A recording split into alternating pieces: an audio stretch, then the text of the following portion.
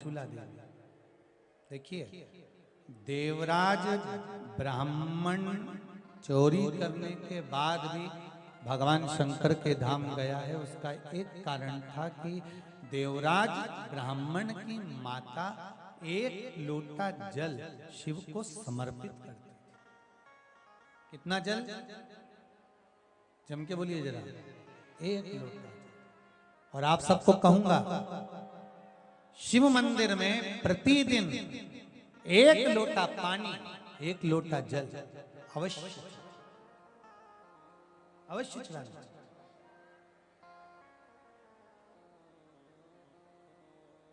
एक लोटा पानी भगवान शंकर को अवश्य। क्या होता है? 3 दोष समाप्त होते हैं एक लोटा पानी शिव जी को चढ़ाने से। 3 दोष। पहला पितृदोष, दूसरा वास्तु दोष और तीसरा कालसर्प दोष। जब हम घर में से जल लेकर जाते हैं तो हमारे घर का पानी जब जाता है तो घर का जो वास्तु केंद्र होता है वो रसोई घर होता है। रसोई घर में से जल ले जाकर शिव जी को चढ़ाते हैं तो उससे वास्तु दोष समाप्त होता है। दूसरे नंबर पर है पितृदोष। घर का जो मटका होता है, परिंडा होता है, हंडा होता है, वो पितरों का स्थान होता है। उस पितरों के स्थान पर जो जल भरा होता है उसमें से अगर भाग भगवान शिव को चढ़ाया जाए तो पितरों का देवता आर्यमा भगवान शंकर के कहने पर चलता है। इसलिए वो भाग जब शिव को प्राप्त होता है तो आर्यमा संतुष्ट होकर पितरों को भी फल प्रदान करता है। तीसरे नंबर पर कालसर्प दोष। भगवान शंकर को एक लोटा पानी अगर चढ़ा रहे हो, भगवान शिव पर एक लोटा पात्र जल का अगर चढ़ा रहे हो तो आपका कालसर्प दोष समाप्त। कालसर्प दोष होता कैसे? शंकर भगवान का चढ़ा हुआ जल तुलसी जी में चढ़ाने से पत्रिका में कालसर्प दोष हो जाता है। जैसे माँ जो होती है ना, घर की जो माँ होती है, अगर गर्भ में बच्चा है, गर्भ में संतान है, और वो शिव जी पर अगर एक लोटा पानी जैसे शंकर जी पर जल चढ़ाया, थाली में सारे भगवान को निला लिया, गणेश जी, देवी जी, शंकर जी, सारे देवताओं को एक ही थाली में रखकर स्नान कराकर वो शंकर का चढ़ा हुआ जल जब चढ़ाया जाता है तुलसी जी में ले जाकर लोग डाल देते हैं, उससे जो बच्चा जन्म लेता है उस बच्चे की पत्रिका में कालसर्प दोष आ जाता है।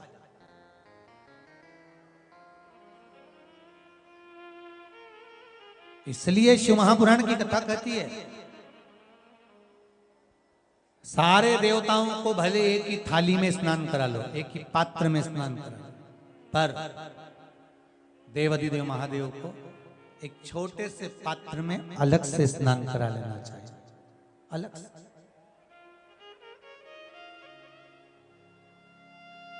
और उस पात्र का जल शिव जी को समर्पित करा हुआ जल तुलसी जी में नहीं डालना। तुम्हारे घर में जो पौधा हो, जो पौधा हो आपके घर, आप उसको उसमें समर्पित कर दो। जैसे बेलपत्री चढ़ाने के बाद जल चढ़ाना या जल चढ़ाकर बेलपत्र चढ़ाना। एक पत्र है, बड़ा सुंदर है, छोटा सा भाव, प्रश्न अच्छा है, आप सबके हित का।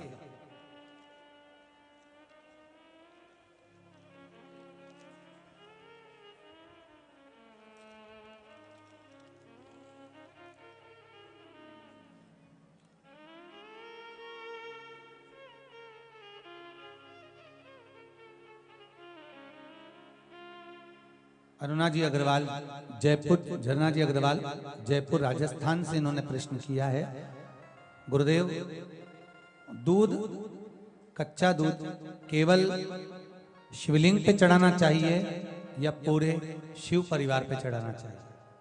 प्रश्न अच्छा है। और शिव महापुराण की कथा रुद्राक्ष उत्सव चल रहा है तो आप उसको समझें। दूध केवल शिवलिंग पे चढ़ाना चाहिए या जो शिवलिंग के आसपास में सभी परिवार विराजमान होता है उस पे भी चढ़ाना चाहिए? अगर लिंग पुराण आप उठाकर देखेंगे तो लिंग पुराण में एक बड़ा सुंदर संवाद आता है जिसमें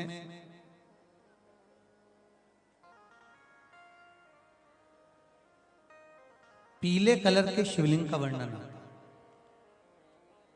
सफेद, लाल, पीला और काला, ये शिवलिंग का आपको पहले वर्णन करा। ब्राह्मण सफेद मट्टी का शिवलिंग बनाता है, वैश्य पीली मट्टी का शिवलिंग बनाता है, क्षत्रिय लाल मट्टी का शिवलिंग का निर्माण करता है, शूद्र काली मट्टी का शिवलिंग का निर्माण करता है। काली मिट्टी के शिवलिंग का निर्माण करता है। ये जो वर्णन किया गया है कि उसमें लिंग पुराण के अंतर्गत एक पीले शिवलिंग का वर्णन आता है कि पीला जो शिवलिंग होता है उस शिवलिंग का भाव कितना सुंदर बताया गया है। उसमें व्याख्यान वर्णन में आप अगर पढ़ेंगे देखेंगे लिंग पुराण के अंतर्गत तो उसमें आता है कि दूध जब आप देव अधिदेव महादेव के शिवलिंग पर समर्पित करते हो तो शिव महापुराण की कथा कहती है, लिंग पुराण कथा कहती है, नर्मदा पुराण, स्कंद पुराण, पद्म पुराण, अग्नि पुराण, सारी पुराणे वर्णन करती है। वराह पुराण, ब्रह्मवेत्ता पुराण, ये जितनी पुराणे सब वर्णन करती है कि जब शिवलिंग पर हम दूध चढ़ाते हैं तो केवल शंकर भगवान के शिवलिंग पर दूध चढ़ा देने से संपूर्ण परिवार पर दूध चढ़ जाता है। अलग से हमें कहीं चढ़ाने की जरूरत नहीं, अलग से हमें कहीं दूध ले जाकर चढ़ाने की जरूरत नहीं कि हमें गणेश जी को अलग से चढ़ाना पड़ेगा, देवी जी को अलग से चढ़ाना पड़ेगा, कार्तिकेय जी को अलग से चढ़ाना पड़ेगा या नंदी को अलग से चढ़ाना पड़ेगा। तो जो प्रश्न करा है जन्ना जी अग्रवाल जी ने, जयपुर राजस्थान से हैं, सुंदर प्रश्न करा है। और ये आपको ज्ञात होना चाहिए कि शंकर भगवान पर चढ़ाया गया थोड़ा सा भी दूध जल जो हम भगवान शिव को समर्पित कर रहे हैं वो केवल शिव के लिए नहीं रहता, केवल भगवान शंकर के लिए नहीं है, वो स्वयं 33 कोटि देवताओं को समर्पित हो जाता है। स्वयं 33 कोटि देवताओं को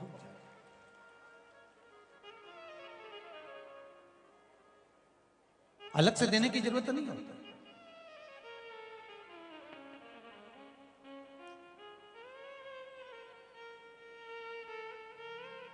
महाराज एक लोटा पानी, बेलपत्री आप शिवलिंग पर पहले चढ़ा रहे हैं, उसके बाद जल चढ़ा रहे हैं। दूसरा, जल चढ़ाने के बाद बेलपत्र चढ़ा रहे हैं। ये दो अलग अलग क्रम है शंकर भगवान के पूजन के। आप समझ लीजिएगा जरा, ये प्रसंग कभी नहीं आया, आज आया है तो उसको समझ लीजिए।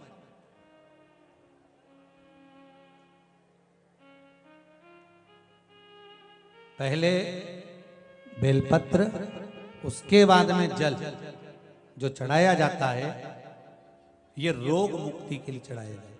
काय के लिए चढ़ाते हैं अपन? रोग के निवारण के लिए, रोग मुक्ति के लिए। जैसे कोरोना महामारी के अंतर्गत अपन सबने स्मरण किया ऑनलाइन शिव महापुराण में कि एक वर्णन किया था कि अगर ज्यादा स्वास्थ्य गड़बड़ हो रहा है तो एक लोटा दूध था और एक लोटा पानी बेलपत्र रखकर फिर चढ़ाने का उस समय पर वर्णन किया था। आप लोगों ने, कई लोगों ने उसको किया भी और उसका लाभ आपको मिला। उसी तरह आप शिव मंदिर में जाकर दर्शन करेंगे तो दो चीजें अपने को दर्शन करने को मिलेगी। एक भक्त आता है शंकर जी के मंदिर में, आलोक भाव से पहुंचते हैं तो पहले वो क्या करते हैं, पहले बेलपत्री चढ़ा देते हैं फिर जल चढ़ा देते हैं। और एक भक्त जो शिव मंदिर में पहुंचता है पहले जल चढ़ाता है फिर बेलपत्र चढ़ाता है। दोनों का अलग अलग क्रम है, दोनों का अलग अलग भाव वर्णन है। पहला, अगर बेलपत्र चढ़ाया है और उसके बाद अगर शंकर भगवान पे जल चढ़ा रहे हो तो ये रोग मुक्ति के लिए होता है। जैसे बड़े रोग किसी को हो जाए, रोग किसी को घेर ले तो वो बेलपत्री चढ़ाने के बाद फिर जल चढ़ाएगा तो उसको रोग थम जाएगा और फिर वो रोग आगे नहीं बढ़ेगा, आगे नहीं बढ़ेगा। रोगों को थामने के लिए बेलपत्री पहले फिर जल। और जब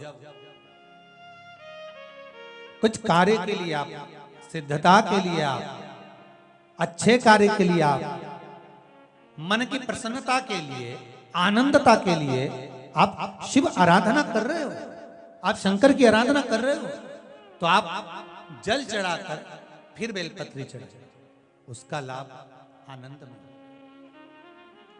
आपने जल चढ़ाया, उसके बाद बेलपत्र चढ़ाया।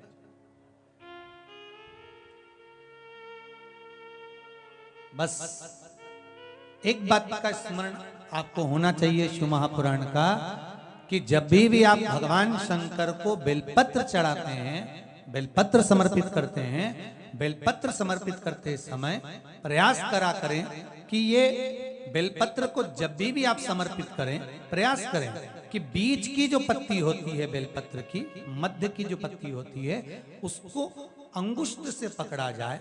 उसके बाद में आप फिर बेलपत्री को शिव पर समर्पित करें, प्रयास करिए। बेलपत्र जो हम भगवान शंकर को समर्पित करते हैं, उसका मध्य जो भाग होता है बेलपत्री का, जो 3 देवताओं का मध्य जो भाग होता है, उसको पकड़कर बेलपत्री को शिव को समर्पित करना चाहिए। पूर्व की कथाओं में यह भी वर्णन किया है कि बेलपत्री की डंडी का मुख कहां होना चाहिए। पूर्व की कथाओं में यह भी बताया गया है कि बेलपत्री की तीनों डंडियों के बीच में, तीनों पत्तियों के बीच में जो खाली जगह होती है, डंडी होती है, उसका क्या महत्व है, ये पूर्व की कथा में पहले बता चुके। पर आज जो क्रम चल रहा है कथा का, उसमें अपन जो समझ रहे हैं वो ये होना चाहिए कि आप किस कामना से जल चढ़ा रहे हैं, आपके जल चढ़ाने का क्रम क्या है। अगर आप रोग मुक्ति के लिए चढ़ा रहे हैं तो पहले बेलपत्र चढ़ेगी, फिर जल चढ़ेगा। आप कार्य सिद्धि के लिए चढ़ा रहे हैं, पहले जल चढ़ेगा, फिर बेलपत्र चढ़ेगी। और यदि कोई विशेष कार्य है आपका, जो आपको भगवान शंकर से जाकर कहना है, कोई विशेष कार्य, जैसे ब्रह्मलोक में ब्रह्मा है, बैकुंठ में भगवान विष्णु है, पर संसार सागर में, ब्रह्मांड में, मृत्यु लोक में अगर कोई देव है तो वो देव अधिदेव महादेव, वो देव अधिदेव महादेव, दूसरा नहीं।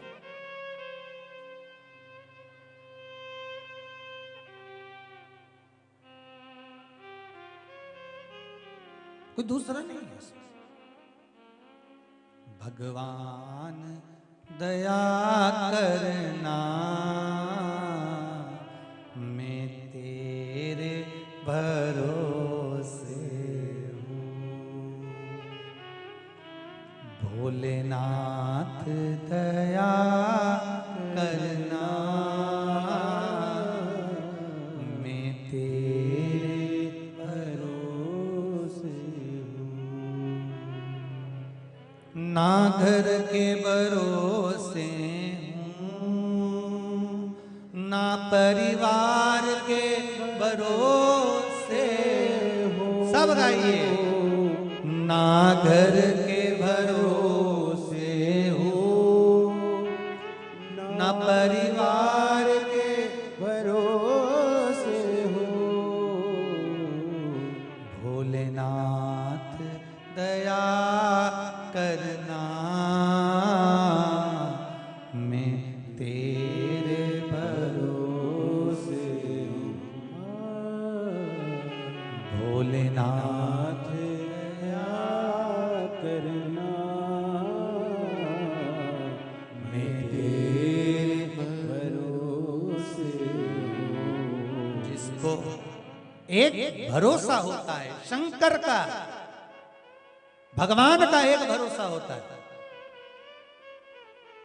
दिखता नहीं है, दिखता नहीं है। ना इनके भरोसे हूँ, ना उनके भरोसे हूँ, ना इनके भरोसे हूँ, ना उनके भरोसे हूँ। भोलेनाथ दया करना, मैं तेरे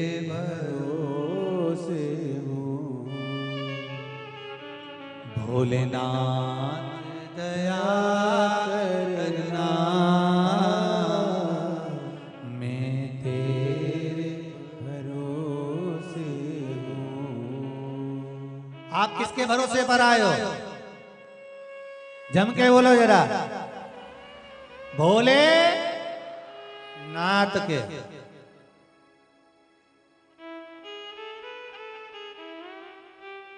शिव के भरोसे, और जो उसके भरोसे पर रहता है फिर वो साधता है, उसको साधना होता। और देखो रे भाई, शिव साधे भोलेनाथ दया